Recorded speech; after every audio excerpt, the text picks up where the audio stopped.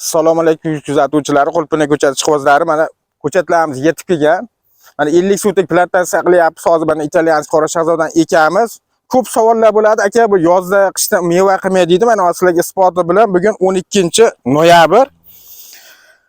Mana kungi shamoldan keyingi holati bu. Mana mevalari, hattoki mana pishib turgan, sovurilgan mevalargacha bor. Mana ko'chatlarning holati, mana shunday ham mana mevalar bor. Olib kelgan ko'rsating. Mana g'oralari bilan. Bu yil-o'nako'y hosil beradigan, faqat yil-o'nako'y bu parnikda beradi. Ochiqda 3 marta beradi, erta bahor, yozda kuzda. Mana.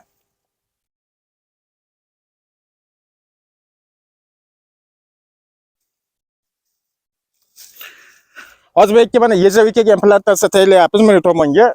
Yezavika ko'chatlarimiz bor sotuvda. Hozir video davomida ko'chatlarni ham videoga qo'yib o'tib ketamiz. Agarda kimgadir shunaqangi qulpini ko'chatlar kerak bo'lsa, ekran bosidagi telefon raqamlariga telefon qilishlari mumkin. Hamda bitta like, podpiskasini bosib qo'yishni unutmanglar. Hamisha sizlar bilan sog' bo'linglar, salomat bo'linglar.